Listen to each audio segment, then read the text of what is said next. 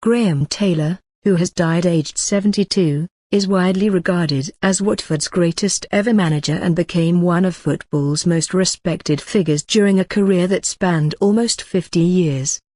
Taylor was born on September 15, 1944 in Worksop, Nottinghamshire, to his mother Dorothy, a postwoman, and father Thomas, a sports reporter for the Scunthorpe Evening Telegraph and from whom he first learned his love of the game. Taylor joined the youth ranks at Scunthorpe but transferred to Grimsby in 1962, the club where he reverted from an inside forward to full-back and went on to play 189 league matches. In 1968, Taylor was bought by Lincoln for £4,000 and he played 151 games for the club, captaining the side before retiring in 1972 due to a serious hip injury. A premature end to a respectable playing career gave Taylor the chance to pursue a long-held interest in coaching, having already qualified as the youngest ever Football Association staff coach aged 21. He took the manager's job at Lincoln and guided the club to the 4th Division title in 1976. Taylor had gained a reputation as one of the country's brightest young coaches and in 1977 was approached by Watford chairman Elton John. He had initially wanted Bobby Moore, but turned to Taylor on the glowing recommendation of England manager Don Revie. Taylor was not immediately convinced. After all, Watford were languishing in the 4th Division, from which he had just earned promotion, and when John stated his ambition for the Hornets to be playing in Europe, Taylor rolled his eyes. Hoping to dampen the pop star's lofty expectations, Taylor said it would cost the club almost £1 million.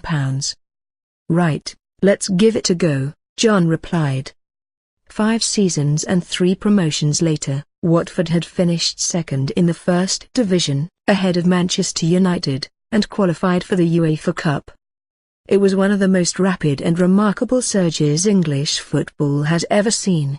Inspired by the young winger John Barnes and a lethal striker in Luther Blissett, Watford beat Arsenal twice, Tottenham, Liverpool and Everton. They finished runners-up, second only to Bob Paisley's Liverpool, while Blissett ended the campaign top scorer with 27 goals in the league, 33 overall. Taylor forged a team that was not only successful on the pitch but engaging off it, a community club in the true sense of the phrase.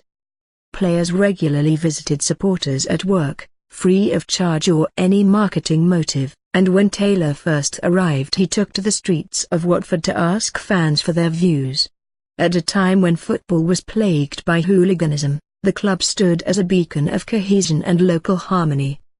Taylor steered Watford to the 3rd round of the UEFA Cup the following season as well as the FA Cup final, where they lost to Everton. But despite establishing their status in the 1st Division, they could never match the heady heights of 1983. Taylor sought a new challenge at Aston Villa, whom he led to 2nd place in 1990, an achievement that prompted the far to come calling. Early skepticism about Taylor's lack of major trophies eased when England lost just once in his first 21 games at the helm, but things quickly turned sour at Euro 92 when a surprise 2-1 defeat to Sweden ensured the team failed to make it out of their group. On the pitch, an aging and injury-afflicted England then failed to qualify for the 1994 World Cup following a miserable campaign that included crucial defeats to Norway and Holland. Key absentees and unfortunate refereeing decisions certainly played their part, but Taylor later admitted the job came too soon in his coaching career. After a brief period at Wolves, Taylor returned for a second spell at Watford, where he recovered his old touch with back-to-back promotions to the Premier League.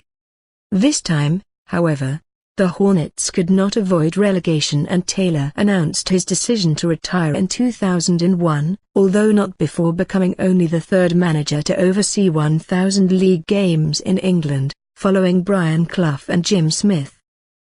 He was tempted out of retirement and back to Aston Villa in 2002, but it was a short stay and a move Taylor later admitted he regretted. In retirement, Taylor spent his time working as a television and radio pundit for the BBC while also helping Watford through a period of financial difficulty. He served as the club's chairman from 2009 until 2012, and a stand at Vicarage Road was renamed the Graham Taylor Stand in his honour in 2014. Taylor remained a cherished contributor to the town's charity and community events, and he was made an honorary freeman of the borough in 2001. He leaves his wife Rita and two daughters, Joanne and Karen.